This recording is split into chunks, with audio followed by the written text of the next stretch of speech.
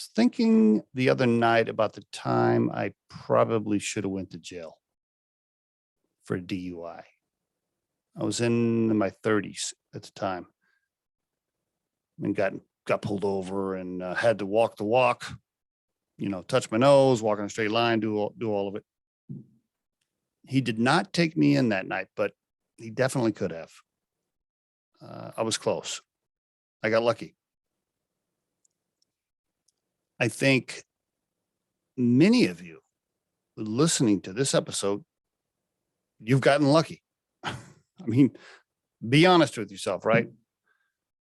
Listening to this episode, how many of you have driven home from a restaurant after having some drinks when you probably shouldn't have?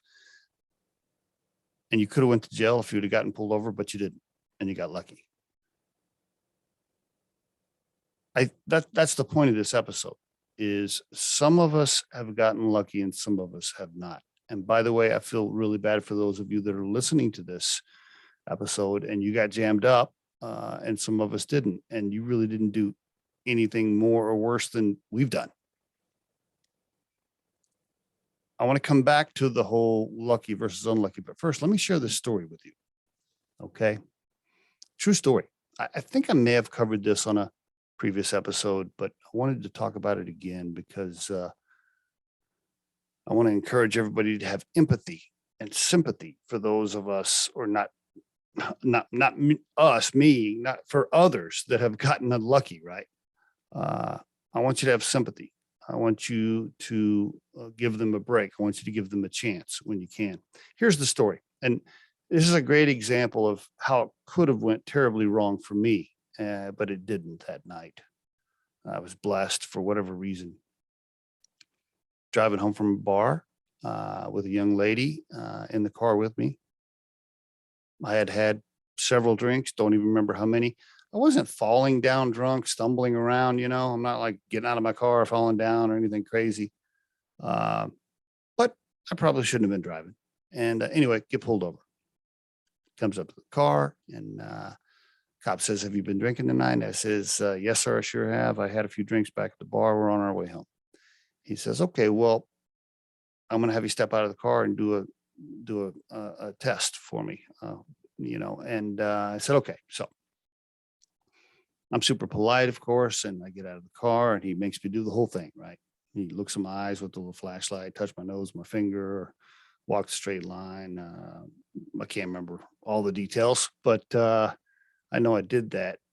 Anyway, I was definitely nervous, right? I thought to myself, "Ooh, man, this could go bad." I mean, I knew I wasn't hammered, but I was smart enough to know and old enough to know, like, I was right on the line, and I knew it could have gone either way, and so I was pretty nervous.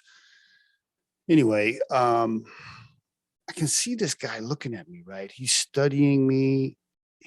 I can tell that he is trying to decide what to do. I can see it in his eyes. He knows I'm on the fence.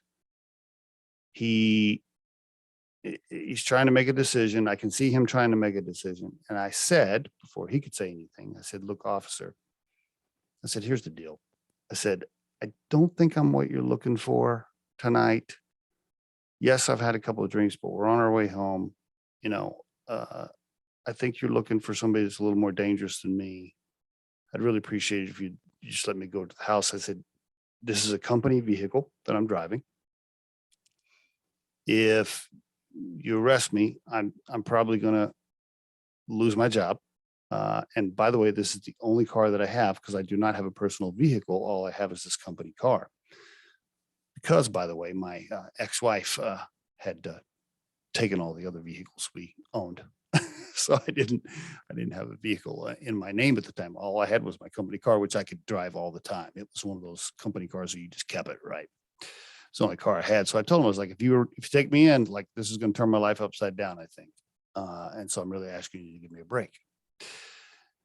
He's looking at me, studying me, and I could tell he's trying to make a decision. Well, right about that time, I see another cop pulling up. There's another car pulling up behind him.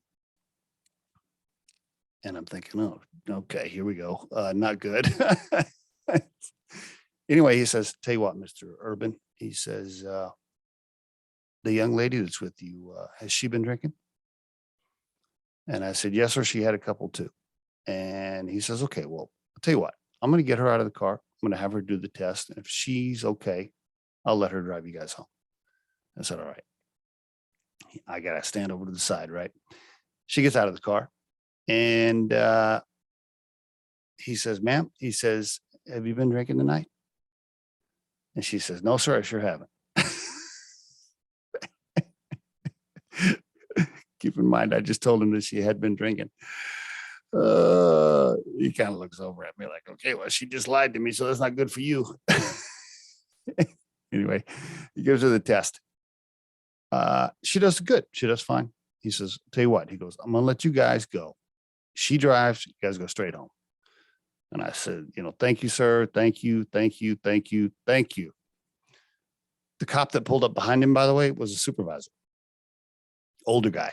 He starts, after the young cop says you can go, and we start heading towards the car, the older cop starts questioning him. And I can tell as I look behind me, I know how the conversation's going. The older cop's going, what the hell's going on here? Why'd you let him go? Blah, blah, blah. I could just read it on everybody's faces, right? And I'm trying to move my girlfriend along to the car as fast as we can go to get the hell out of there. So we go. I get out of there. We get lucky. I go home, and I got a break that night. Why am I sharing that with you? I know so many people that have gotten unlucky that have been in the same situation as me. And I feel blessed and I feel bad for them. So I want you to remember that next time you're visiting with somebody that, I don't know, maybe they accidentally got in a bad wreck and hurt somebody. Maybe they got a bad DUI. Maybe they got arrested. Maybe they got a felony. Maybe something happened to them that could have happened to you. Give them a break, hear them out, give them a chance, have sympathy, have empathy, because any of us, most of us could probably have been in the same situation of the person that you're talking to. And there is your Riderflex tip of the day.